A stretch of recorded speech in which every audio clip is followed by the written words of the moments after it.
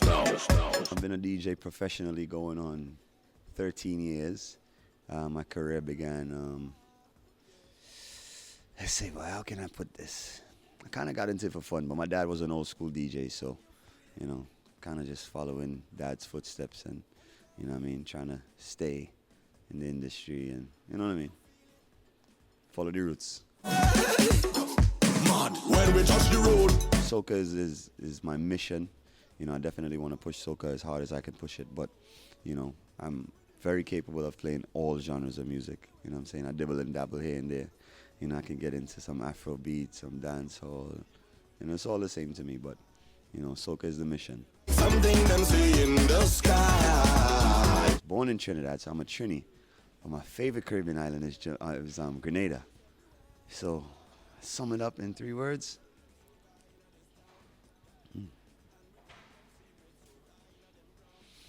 I love Trini.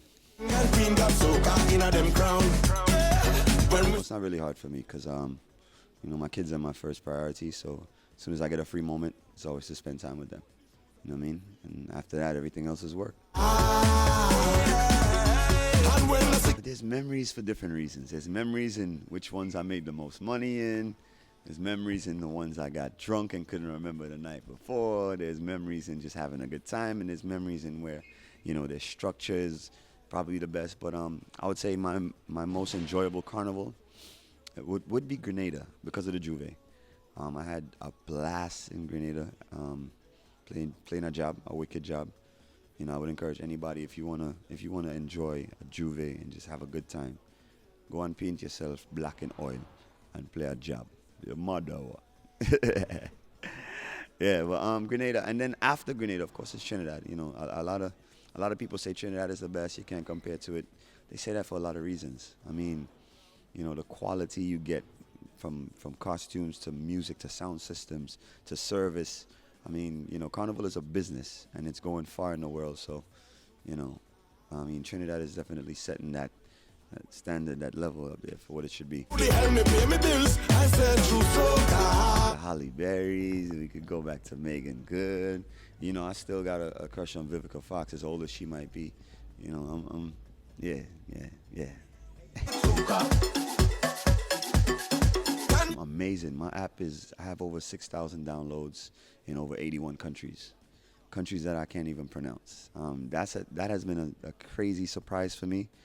I was even showing Lyrical earlier today that the third most downloads I have is from India. And that's right behind Trinidad. That's even more than the UK, so which means I got to promote my app a little more in the UK. I do some groundwork. You know what I mean? But I mean, it's been, the app is definitely crazy. I wouldn't think that people in some of these countries listen to soca music, but you never know who's where and what their interests are.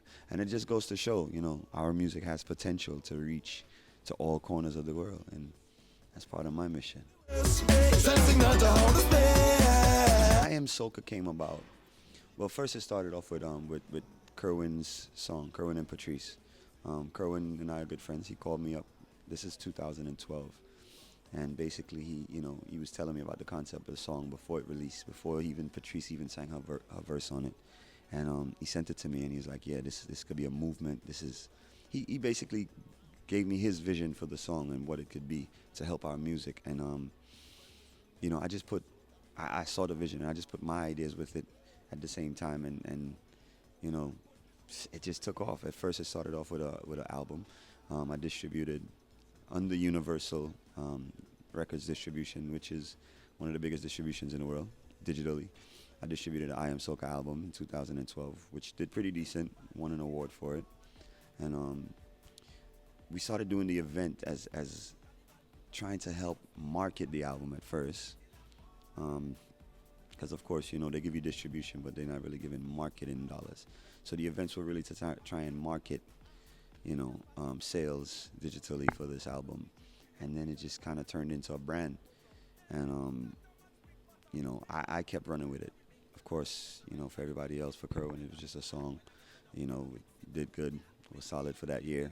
He had to look forward to the next year. But for me, the brand stuck with me. Everybody started looking to me to do I Am Soca. Are you doing another I Am Soca party next year? You know, they was more of a more than a fete. It was more of an experience. When you came there, you know, you walked through the door. The music was just, you feel it in your chest. You get a I am Soca something to wave, you know, and the vibes. Like we had steel pan in the party. Like it was just a, mwah. Everything was perfect, and people enjoyed that vibe. So it stuck with me. And then I always wanted to start my own clothing line. So when I decided I had a couple designs put down, and I had to choose from which design I wanted to launch first. And I said, all right, I'll go with I Am Soca to help promote my event this year. And again, I didn't expect the shirt to take off the way it did. You know, people just fell in love with it and started just buying it from the app, buying it from my website, and it's still going. Success to me, you know, that's based on, you know, of course, your achievements. You know what I mean? A lot of people look at, you know, the amount of accolades you have, and, you know, but really to me, it's based on people, you know, how people view you, you know, how they feel you, like how they accept you. You know what I mean? That determines your success to me.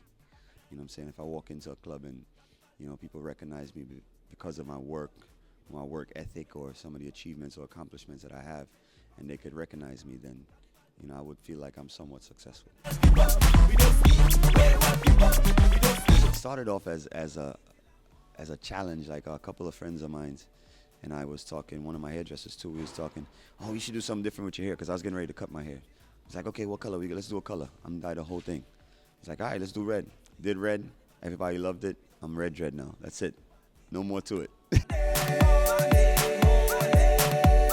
I don't know. I set, you know, really high goals and expectations for myself, so there's no telling, but, you know, definitely working 10 times harder than I'm working today. I could tell you that.